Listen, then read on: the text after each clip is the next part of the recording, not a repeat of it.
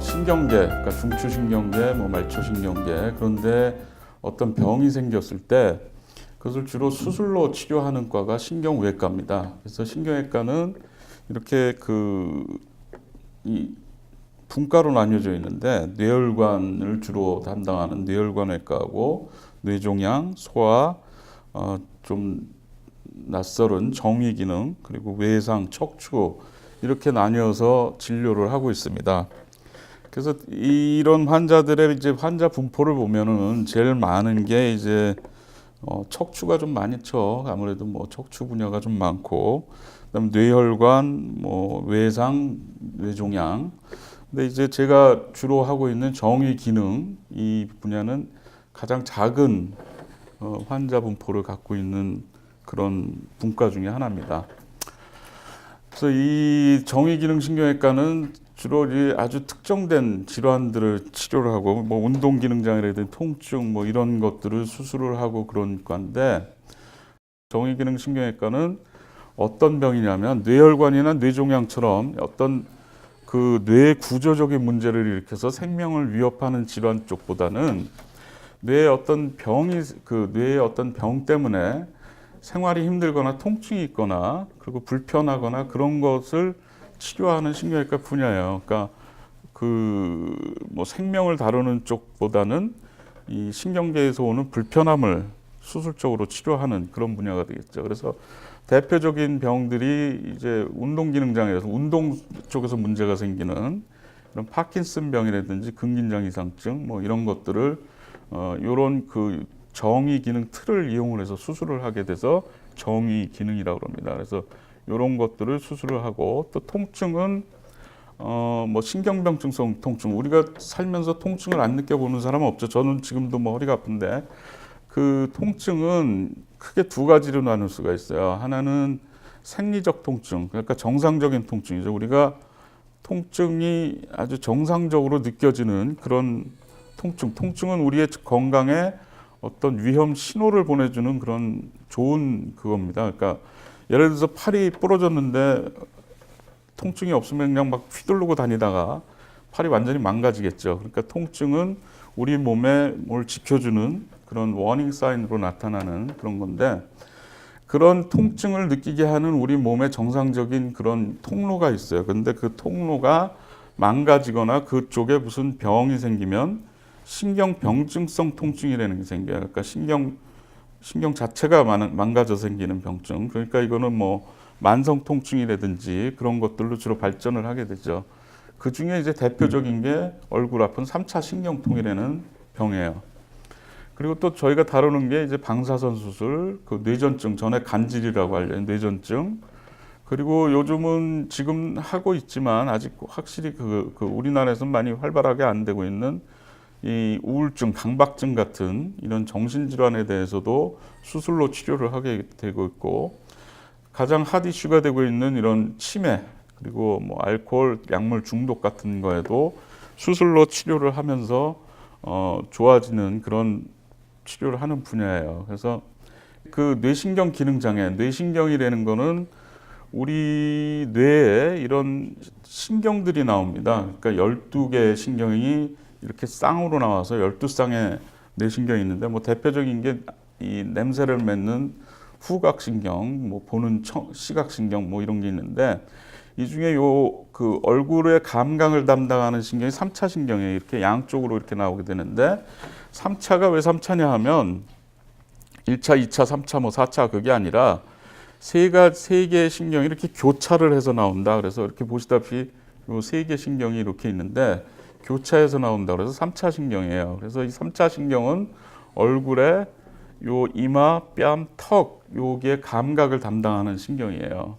그래서 이 신경이 있고 이런 이 뇌신경이 있는데, 뇌신경에 각각 기능이 있죠. 그래서 기능이 떨어진 병이 있고 올라가는 병이 있는데, 떨어진 병들은 대개 이제 우리 몸이 면역이 떨어졌다든지 많이 피곤하다든지 그랬을 때 정상적으로 오지 않는 바이러스 감염에 의해서 온데, 대표적인 게 안면마비 같은 것들인데, 그런 것들이 이제 신경 저기능성 장애고, 과기능성 장애, 그러니까 신경 기능이 올라가는 그런 장애가 있는데 이제 대표적인 게 얼굴 떨리는 안면 경련증하고 3차 신경통이에요. 근데 이 원인들은 이 3차 이런 신경이 원래 닿지 않았던 혈관이 가서 닿으면서 이 신경을 자극해서 생기는 게 이 병이란 말이죠. 그래서 그 뇌신경 기능 장애를 기능이 저하된 것과 그 올라간 것으로 나눴을 때 올라간 것들은 이 혈관이 닿아서 혈관이 신경을 자극해서 생기는 거란 말이죠. 그래서 감각을 담당하는 신경에 혈관이 닿게 되면 통증으로 나타나게 되고 운동을 담당하는 신경에 혈관이 닿게 되면 이렇게 떨림으로 나타난다. 그런 개념을 갖고 계시면 될 것 같아요.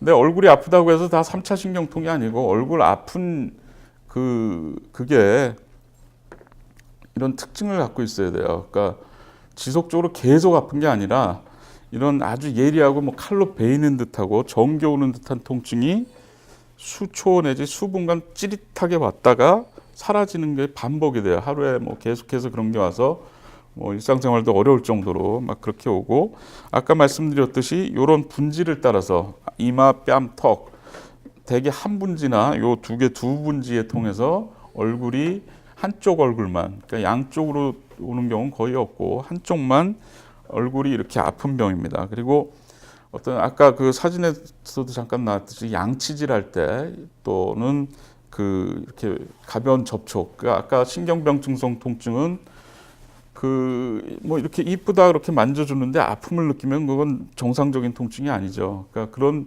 통증이 오는 그런 것들이 그 특징적으로 나타나고 그리고 또 하나는 그 이게 뭐 수개월까지도 통증이 없다가 갑자기 사라졌다가 생기고 이런 것들이 반복이 돼요. 그러니까 한 몇 달 동안은 낫나 보다 있다가 또 갑자기 확 또 아파지시고 뭐 모든 환자가 그렇지만 그런 패턴을 나타날 수도 있고요.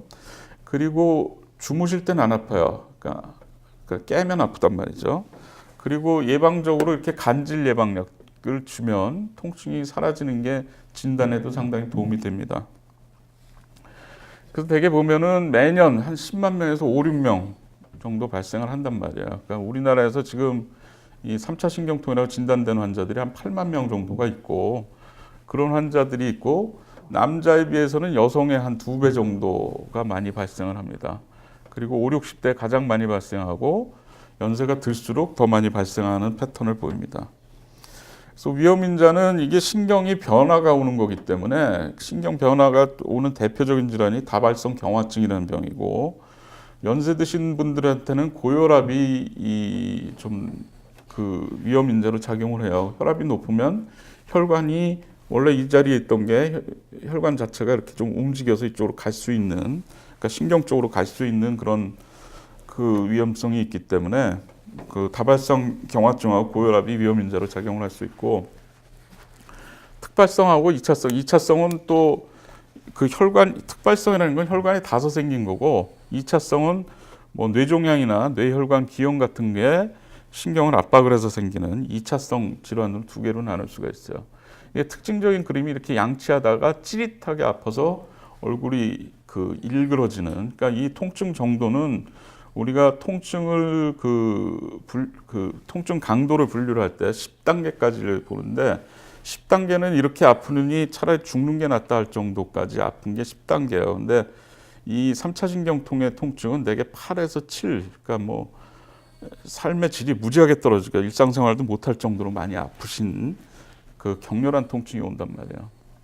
그래서 모든 그게 이 얼굴이 아프다고 3차 신경통이 아닌데 그래서 우리가 그 감별 진단 해야 되는 게 이제 치과 질환이죠. 치과 질환은 뭐 씹을 때나 뭐 그럴 때 이 3차 신경도 마찬가지지만 그럴 때 찌릿하게 아플 수가 있고 그래서 보시면 뭐 그런 것들이 있고 안면 관절통이라서 이를 앙다물 때 여기 관절에 디스크가 있어서 여기가 찌릿하게 아프신 분들도 있고 안면부 복합 통증 증후로 해서 여기 살짝 이를 뺐다든지 얼굴에 다친 뒤에 그게 이상 반응이 일어나서 그냥 뭐 얼굴이 계속 아픈 분도 있고 비정형 안면통이라고 그래서 이거는 뭐 정신적인 문제가 있을 때 주로 이런 게 생길 수가 있고 대상포진 후 신경통은 우리가 대상포진 앓고 나서 그런데 대개 대상포진은 이렇게 피부 변성이 있으면서 그 부위가 아파요. 그러니까 그 주로 이마 쪽으로 많이 오는데 이 통증 양상은 3차 신경통하고 비슷하지만 주로 피부에 이런 그 변성이 동반돼 있으면서